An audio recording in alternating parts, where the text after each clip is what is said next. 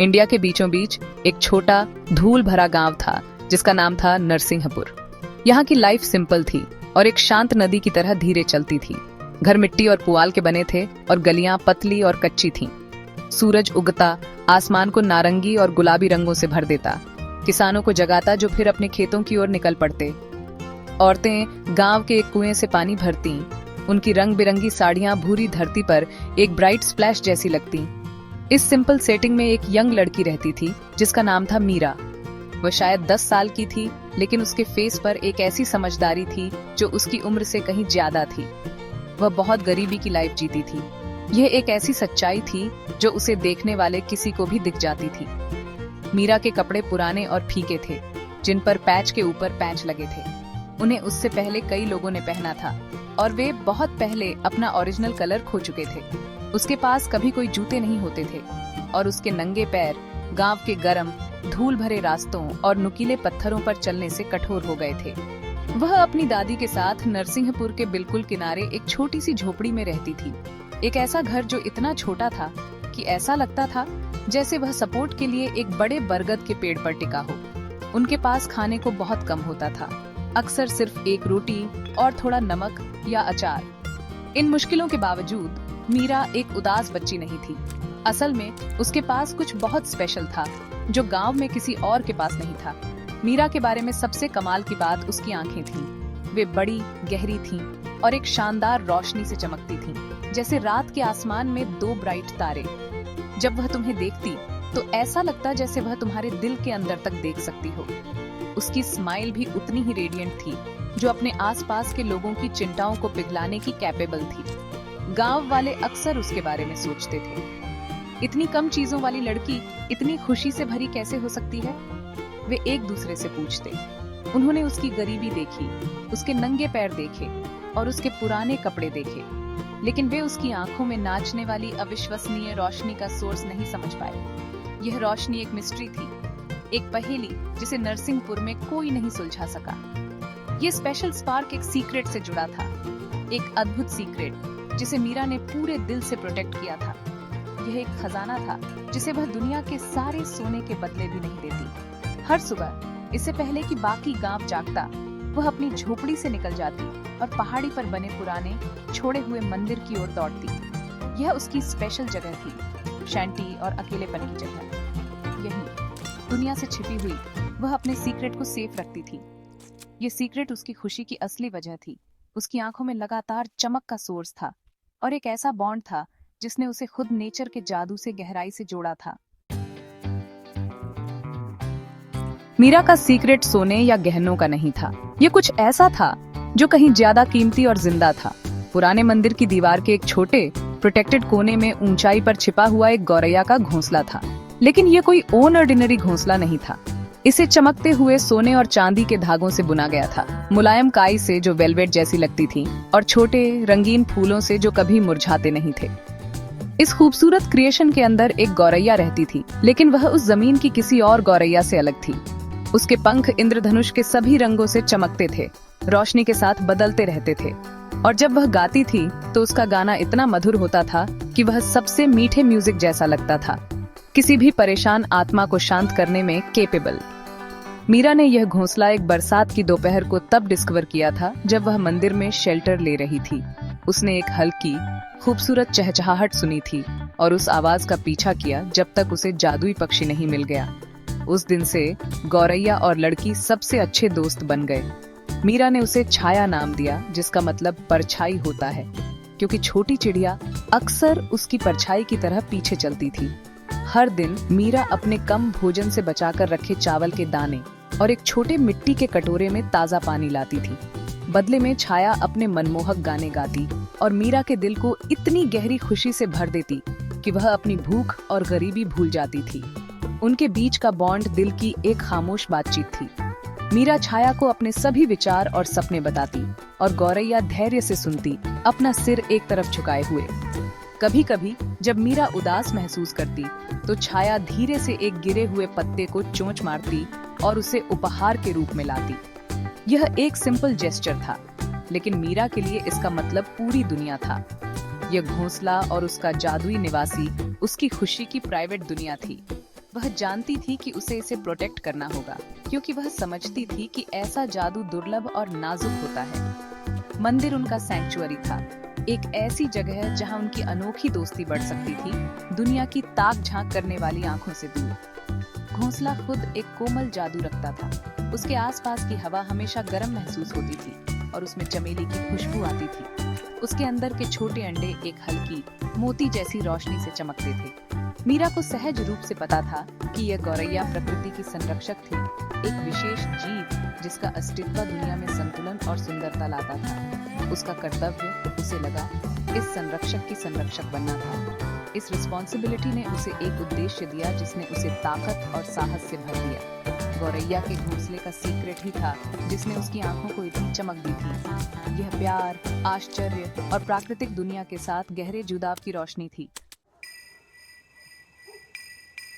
एक दिन नरसिंहपुर के शांत गांव में हलचल मच गई। एक तेज ढोल की आवाज पतली गलियों में गूंजी, जिससे सब चौंक गए। एक रॉयल अनाउंसमेंट करने वाला शानदार यूनिफॉर्म पहने गांव के स्क्वायर में खड़ा था। उसने एक लंबा स्क्रॉल खोला और राजा का एक नया फरमान पढ़ा। राजा, जो दूर शहर के एक शानदार महल में रहता था, उसे एक नया अजीब शौक लग गया था।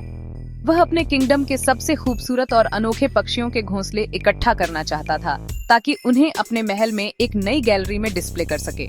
उसे लगता था कि यह कलेक्शन उसे पूरे देश में फेमस बना देगा और उसकी पावर और दौलत को दिखाएगा। फरमान सिंपल और क्रूर था।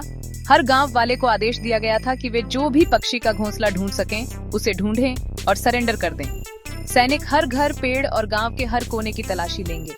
हर घोंसले के बदले में कुछ तांबे के सिक्कों का एक छोटा इनाम दिया जाएगा। लेकिन इस आदेश के साथ एक सख्त चेतावनी भी थी। घोंसला छिपाने वाले किसी भी व्यक्ति को कड़ी सजा दी जाएगी।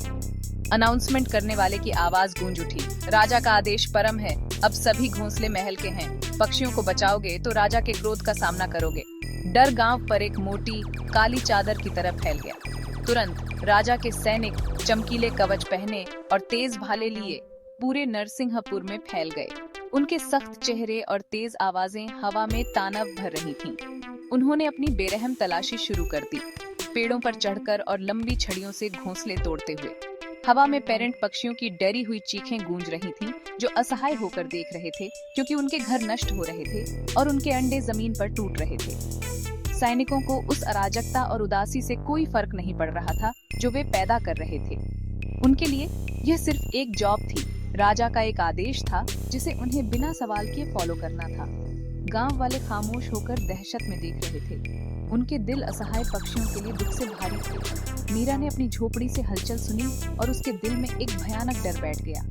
वह तुरंत समझ गई कि उसका कीमती सीक्रेट गंभीर खतरे में है। सैनिक व्यवस्थित और पूरी तरह से काम कर रहे थे, कोई कसर नहीं छोड़ रहे थे। ये सिर्फ समय की बात थी जब वे पहाड़ी पर बने पुराने मंदिर तक पहुंचते।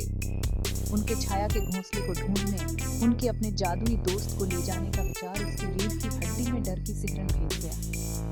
उसकी आंखों की चमक गहरी चिंता की परछाई से बदल गई। राजा की स्वार्थी इच्छा उसके जीवन की सबसे खूबसूरत चीज को नष्ट करने की धमकी दे रही थी। उसे कुछ करना था, कुछ भी, छाया को प्रोटेक्ट करने के लिए।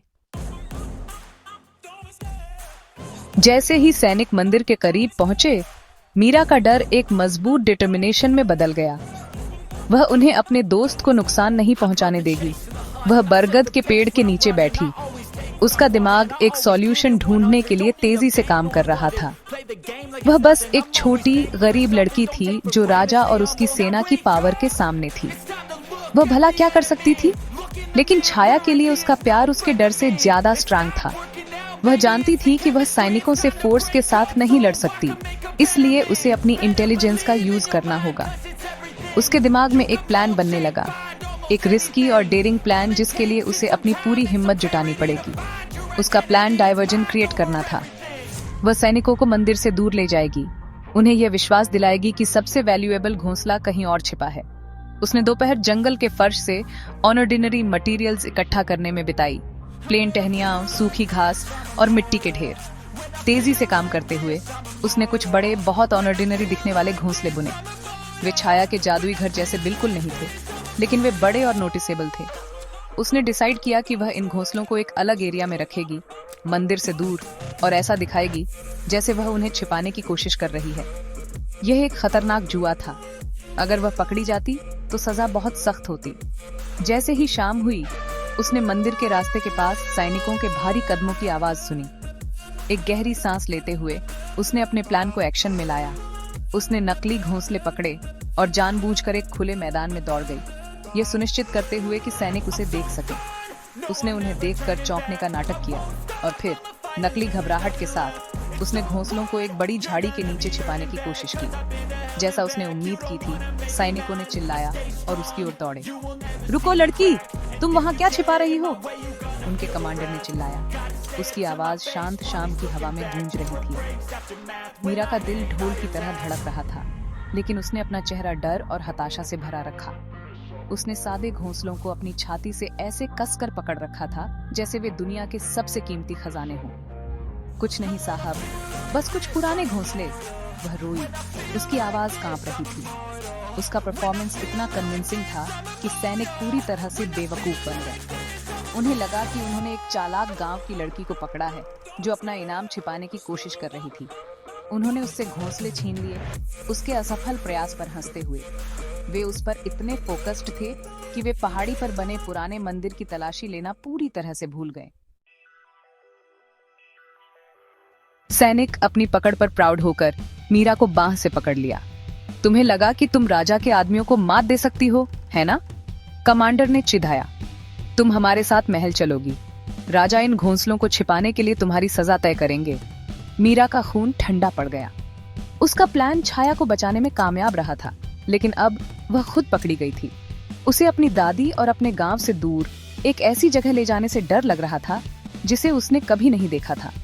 जैसे ही वे उसे खींचकर ले जा रहे थे, उसकी आंखों में आंसू भर आए। उसने आखिरी बार पहाड़ी पर बने मंदिर की ओर देखा, अपने छोटे दोस्त को चुपचाप अलविदा कहते हुए। जैसे ही वे खुले मैदान से निकलने वाले थे, एक खूबसूरत मधुर गीत हवा में भर गया। यह एक ऐसी मनमोहक आवाज थी कि हर कोई, यहाँ तक कि कठोर सैनिक भी, अपनी जगह पर रुक गए। वे भ्रम में चारों ओर देखने लगे, उस स्वर्गीय संगीत के स्रोत को ढूंढते हुए। और फिर उन्होंने उसे देखा। छाया, जादुई गौरैया, अपने घोंसले की सुरक्षा छोड़कर उनकी ओर उड़ रही थी। उसके पंख ढलते सूरज में हजारों रंगों से चमक रहे थे और एक हल्की सुनहरी रोशनी उसके छोटे शरीर से निकलती हुई लग रही थी। वह मीरा के सिर के ऊपर चक्कर लगाने लगी। उसका गाना और तेज और पावरफुल होता गया। सैनिक पूरी तरह से अविश्वास में घूर रहे थे। उनके मुंह आश्चर्य से खुले थे। उन्होंने अपने पूरे जीवन में ऐसा शानदार पक्षी कभी नहीं देखा था। गौरैया के गाने का उन पर एक अजीब जादुई प्रभाव पड़ा। ऐसा लगा जैसे उसने उनका गुस्सा और क्रूरता धो दी हो, उनके दिलों को शांति और आश्चर्य की भावना से भर दिया हो जो उन्होंने पहले कभी महसूस नहीं की थी। उन्होंने मीरा की बांह पर अपनी पकड़ ढीली कर दी। पूरी तरह से इस नजारे से मंत्रमुग्ध हो गए। कमांडर, जो कुछ ही पल पहले इतना कठोर था, अब पक्षी को विस्मय और श्रद्धा से देख रहा था। उसे एहसास हुआ कि यह शुद्ध जादू का एक जीव था, कुछ ऐसा जिसे पिंजरे में नहीं रखा जा सकता था या अपना नहीं बनाया जा सकता था। अपना मौका देखकर मीरा ने जरा भी देर नहीं की। जैसे ही सैनिक छाया के गाने से मंत्रमुग्ध खड़े थे, वह उनकी पकड़ से फिसल गई और दौड़ गई। वह उतनी तेज दौड़ी जितनी उसके नंगे पैर उसे ले जा सकते थे, अपनी झोपड़ी की ओर नहीं, बल्कि जंगल में और गहराई तक, महल के रास्ते से दूर। छाया उसके साथ उड़ रही थी। उसका सुरक्षात्मक गाना रास्ता दिखा रहा था। जादुई संगीत सैनिकों को भ्रमित करता हुआ लग रहा था, जिससे वे धीमे और अनाड़ी हो गए। उन्होंने पीछा करने की कोशिश की, लेकिन वे गाने के जादू से मुक्त नहीं हो सके। मीरा और छाया जंगल में गायब हो गए। सैनिकों को खुले मैदान में अकेला छोड़कर जो कुछ उन्होंने अभी देखा था, उससे हैरान थे। सैनिक महल में खाली हाथ और घबराए हुए लौटे। उन्होंने राजा को गरीब लड़की और इंद्रधनुषी पंखों वाली जादुई गौरैया के बारे में बताया, जिसका गाना किसी भी आत्मा को मोहित कर सकता था। पहले तो राजा आग बबूला हो गया, लेकिन जैसे जैसे उन्होंने चिड़िया की अलौकिक सुंदरता और लड़की के प्रति उसकी वफादारी का वर्णन किया, उसके दिल में समझ की एक किरण जगी। उसे एहसास हुआ कि ऐसे जीव को किसी वस्तु की तरह पकड़ा और प्रदर्शित नहीं किया जा सकता। सच्चा जादू उसे दिखने लगा, अपना नहीं बनाया जा सकता। उसे आजाद होना था। उसे अपने क्रूर आदेश और उससे हुई बर्बादी के लिए शर्म महसूस हुई। उसने तुरंत एक नया फरमान जारी किया जिसमें सभी घोंसलों को वापस करने और किसी को भी पक्षी को फिर कभी नुकसान न पहुंचाने का आदेश दिया। नरसिंहपुर में मीरा एक शांत हीरो बन गई। गांव वाले जिन्होंने सैनिकों से कहानी सुनी उसे नए सम्मान की नजर से देखने लगे। उन्हें आखिरकार उसकी आंखों में चमक का स्रोत समझ में आया। यह सोने का कोई गुप्त खजाना नहीं था, बल्कि साहस और करुणा से भरे एक शुद्ध दिल का खजाना था। उन्होंने देखा कि इस छोटी नंगे पांव वाली लड़की के पास एक ऐसी दौलत थी जिसे कोई भी पैसा नहीं खरीद सकता था। मीरा राहत और खुशी महसूस करते हुए छाया की देखभाल करती रही। उनका बंधन अब पहले से कहीं ज्यादा मजबूत था। पुराने मंदिर में घोंसला उनका गुप्त अभयारण्य बना रहा, आशा और दया की शक्ति का प्रतीक। मीरा ने अपनी दोपहर गांव के दूसरे बच्चों के साथ बिताना शुरू कर दिया। वह उन्हें जंगल के किनारे ले जाती और उन्हें हर जीवित प्राणी के प्रति दयालु होने का महत्व सिखाती। उसने उन्हें अलग अलग पक्षियों के नाम बताए, पेड़ कैसे आश्रय प्रदान करते हैं और प्रकृति का हर हिस्सा कैसे जुड़ा हुआ है। वह उनसे कहती, दुनिया में असली जादू उन चीजों में नहीं है जिन्हें आप अपना बना सकते हैं, बल्कि उस प्यार और देखभाल में है जो आप दूसरों को देते हैं, चाहे वे इंसान हो या छोटे पक्षी। बच्चे उसकी बातें बड़े बड़े आंखों से सुनते, ये सीखते हुए कि दया एक ताकत है और प्रकृति की रक्षा करना उनका पवित्र कर्तव्य है। मीरा और गौरैया की कहानी नरसिंहपुर में एक किंवदंती बन गई, एक पीढ़ी से दूसरी पीढ़ी तक सुनाई जाने वाली कहानी। यह एक निरंतर याद दिलाती थी कि साहस और करुणा सबसे बड़े खजाने हैं जो कोई भी अपने पास रख सकता है। मीरा, जिसके पास कुछ नहीं था, उसने सभी को, यहाँ तक कि एक राजा को भी एक मूल्यवान सबक सिखाया था। एक बेहतर दुनिया की उम्मीद उसने उन्हें दिखाया महलों या शक्ति में नहीं थी, बल्कि दया के सरल कार्यों में और प्राकृतिक दुनिया के सुंदर नाजुक जादू की रक्षा करने में थी। और नरसिंहपुर के शांत गांव में वह एक सबक था जिसे कभी नहीं भुलाया गया।